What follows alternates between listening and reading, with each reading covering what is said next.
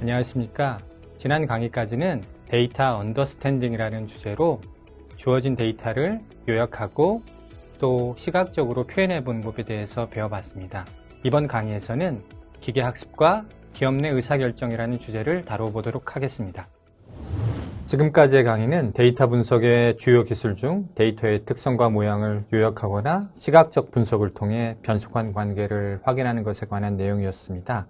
이번 강의에서는 데이터에서 발견한 질서를 통계적 또는 기계학습 알고리즘을 사용하여 일반화하여 모형에 담는 내용을 다루도록 하겠습니다.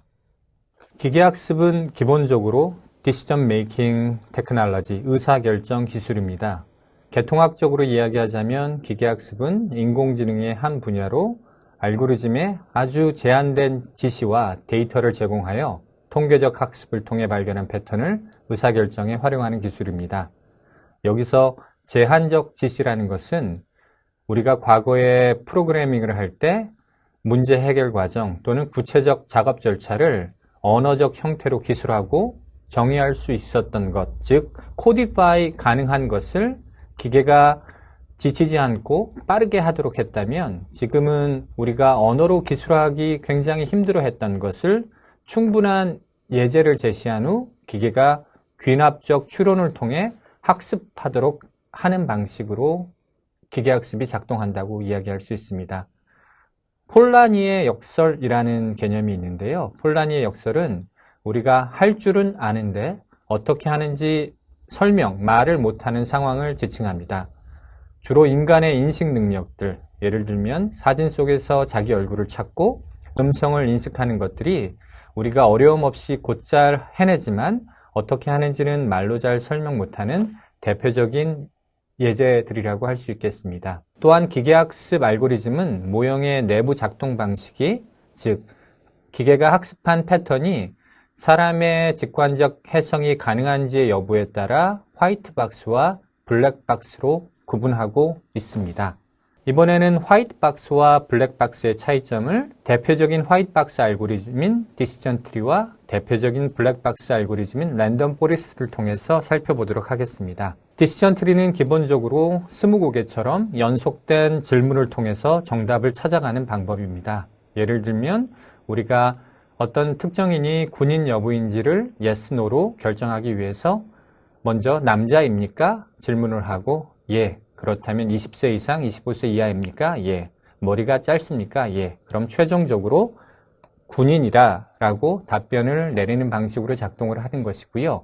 랜덤 포레스트는 하나의 의사결정 트리가 아니라 실제는 수백 개의 의사결정 트리를 앙상블 형태로 결합해서 각각의 트리가 답변한 내용을 투표 형식으로 해서 yes로 답변한 트리가 많으면 최종 결정은 yes, 군인입니다 형태로 답변을 내리는 형태로 작동하게 되는데요. 직관적으로 알 수 있는 것처럼 화이트박스 모델은 모형의 해석이 용이하게 됩니다. 반면에 모형의 정확도는 상대적으로 떨어지게 되고요.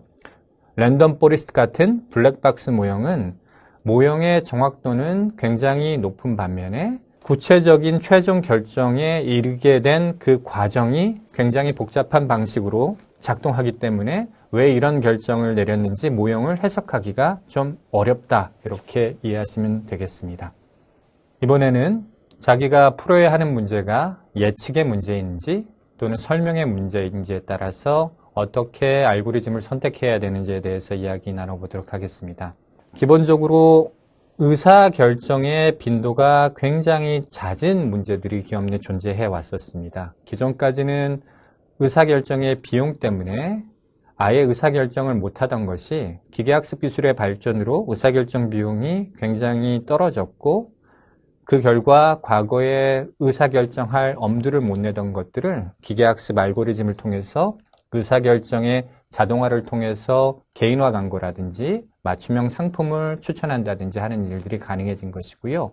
반면에 기업 내에는 의사결정의 빈도는 주 단위, 월 단위 또는 연간 단위로 빈번하지는 않지만 굉장히 전략적으로 중요한 결정들이 있는데 이 영역은 아직은 기계가 의사결정을 대체 자동화한다기보다는 본인이 기존에 하던 의사결정을 기계의 도움을 빌어서 더 잘하는 것이 중요한 영역이라고 할 수 있습니다.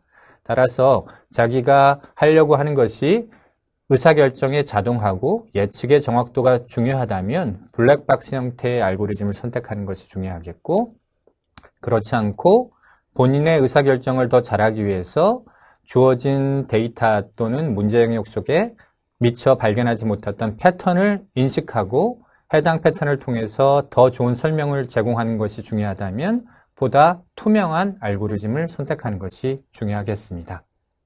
머신러닝 알고리즘은 화이트박스, 블랙박스로도 나눌 수 있지만 슈퍼바이즈 머신러닝, 지도 학습이냐, 언슈퍼바이즈 머신러닝, 비지도 학습이냐로 또 나눌 수 있습니다.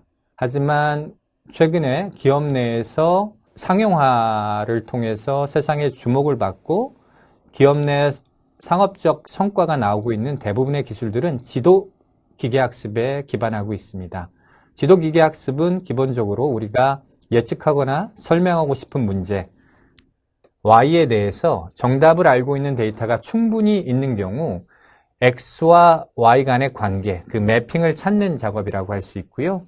예를 들면 우리가 보이스 레코딩, 녹취 데이터와 충분히 많은 해당 녹취 데이터에 대한 텍스트가 있는 경우에 해당 알고리즘을 통해서 또는 해당 패턴을 통해서 임의의 보이스 레코딩을 통해서 관련된 텍스트를 뽑는 형태가 스피치 레코그니션에 적용한 사례가 되겠고요. 예를 들면 해당 이메일이 스팸인지 아닌지 정답을 알고 있는 충분히 많은 이메일을 통해서 둘 간의 관계를 학습한 후에 임의의 이메일로부터 해당 메일이 스팸인지 아닌지를 판단하는 알고리즘을 통해서 스팸 필터링에 사용하고 있습니다. 마찬가지로 임의의 광고와 특정 사용자의 프로파일을 통해서 해당 광고를 특정 사용자가 클릭할지 안 할지에 대한 관계를 찾는 것이 개인화된 광고라고 이해하시면 되겠습니다. 이번에는 대표적인 지도학습 알고리즘인 선형회귀 알고리즘을 통해서 화이트박스 알고리즘이 설명과 예측 두 가지 모두에 어떻게 활용되는지 살펴보겠습니다. 화면 왼쪽에 있는 사람은 콜롬비아 대학의 아슈엔펠터라는 교수님인데요. 이 교수님은 와인 가격을 예측하는 모형을 만들어서 실제 그 모형을 통해 와인 선물에 투자해서 큰 돈을 버신 분이기도 합니다.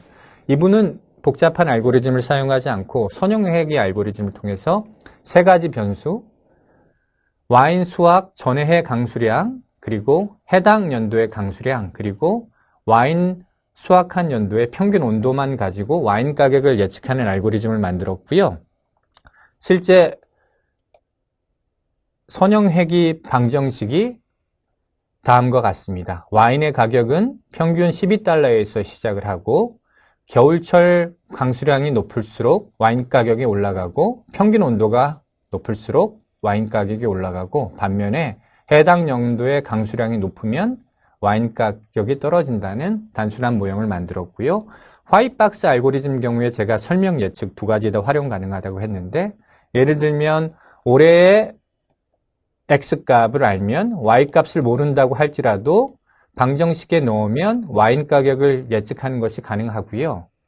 누군가 좋은 와인은 도대체 뭐야? 좋은 와인에 영향을 미치는 환경적 요인이 뭐야? 라고 질문했을 때 모형이 투명하기 때문에 사람이 이해할 수 있는 형태로 좋은 와인에 영향을 미치는 요인을 설명할 수도 있습니다. 반면에 블랙박스 알고리즘은 여러 가지 모형을 중첩해서 복합적으로 가중치를 둬서 계산하기 때문에 와인 가격의 예측 정확도는 굉장히 높을지 모르지만 좋은 가격에 좋은 와인에 영향을 미치는 요인이 무엇냐는 질문에 답변하지 못하는 설명력이 떨어지는 단점이 있다고 이야기할 수 있습니다.